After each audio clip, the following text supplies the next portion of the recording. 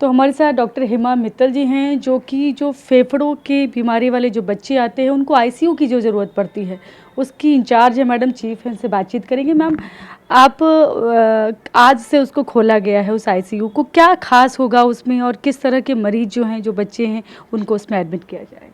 देखिए, आज आरएमएल के अंदर एक 6 बेडेड पीडियाट्रिक रेस्पिरेटरी आईसीयू का इनॉग्रेशन हुआ है। ये आईसीयू का इनॉग्रेशन आपको भी पता है कि जो होता है कि आमतौर पे श्वसन की बीमारियां बच्चों में सबसे ज़्यादा होती हैं। आपने निमोनिया, टीबी इन सब के बारे में तो सुना है, लेकिन इनके अलावा भी बहुत सारी बीमारियां होती हैं, जैसे ब्रोंकाइटिस है, उसके आम कारण सिस्टिक फाइब्रोसिस होता है, एबीपीए होता है, या और इंटरस्टिशियल लंग डिजीज़ वगैरह होते हैं। तो बढ़ते हुए पोल्यूशन के साथ साथ और जैसे जैसे इन्फेक्शन कंट्रोल हो गया, ये वाले बच्चे भी काफ़ी तादाद में होते हैं। इन बच्चों को हमेशा ऑक्सीजन थेरेपी की ज़रूरत होती है और तरह की थेरेपीज़ की ज़रूरत होती है। तो ये आईसीयू उन बच्चों के लिए डेडिकेटेड है जिनमें क्रॉनिक लंग की बीमारियां होती हैं। कभी कभार बच्चे होते हैं उनमें बनावटी खराबी होती है, जिनके लंग्स कॉम्प्रोमाइज होते हैं। तो this ICU is dedicated for all those children with chronic respiratory disorders who are oxygen dependent and who need specialise care for respiratory diseases. तो ये आईसीयू उन बच्चों के लिए डेडिकेटेड है। अच्छा, किन बच्चों को इसकी ज़रूरत पड़ती है, किस परिस्थिति में, और अभी तक नहीं था तो कैसे इलाज हो रहा था?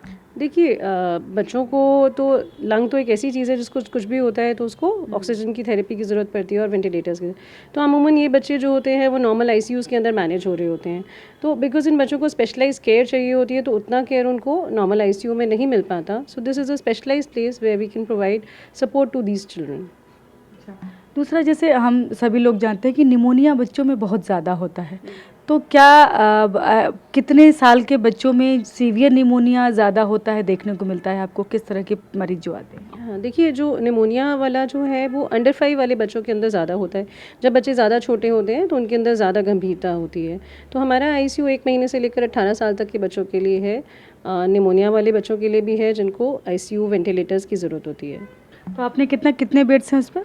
हमारा अभी 6 बेडेड आईसीयू है। अच्छा, तो जो मरीज अभी तक की अगर मैं बात करूँ तो कितने मरीज आते हैं पल्मों के? देखिए, जैसे कि मैंने बताया कि पल्मोनोलॉजी वाली जो प्रॉब्लम्स हैं वो सबसे ज़्यादा होती हैं पीडियाट्रिक्स में, है ना। तो पीडियाट्रिक्स पल्मोनोलॉजी डिसऑर्डर्स, चाहे हम निमोनिया की बात करें, चाहे हम एस्मा की बात करें, चाहे हम टीबी की बात करें, यही बहुत ज़्यादा होते हैं। तो up to 30% of the paediatric diseases is paediatric respiratory disorders. तो ये बच्चे ही सबसे ज़्यादा होते हैं। तो आई थिंक ये काफ़ी ज़्यादा अमाउंट है, काफ़ी ज़्यादा तादाद है बच्चों की जिनको हम स्पेशलाइज केयर प्रोवाइड करेंगे। मतलब कहेंगे कि गवर्नमेंट हॉस्पिटल में, जो कि इतना बड़ा गवर्नमेंट हॉस्पिटल है, यहाँ पर ये आईसीयू हो जाने से कितनी सहूलियत हो जाएगी लोगों के लिए? नहीं, ये सहूलियत हो जाएगी क्योंकि देखिए, आईसीयू तो जनरल आईसीयूज़ तो बहुत सारे हैं पीडियाट्रिक्स के अंदर, लेकिन हम सब बच्चों को आईसीयू नहीं मिल पाता है ना। सो इन बच्चों के लिए एक एडिशनल फैसिलिटी है कि इन लोगों के लिए एक एडिशनल आईसीयू खोल दिया है जहाँ पे स्पेशलाइज केयर इन बच्चों को मिल पाएगी।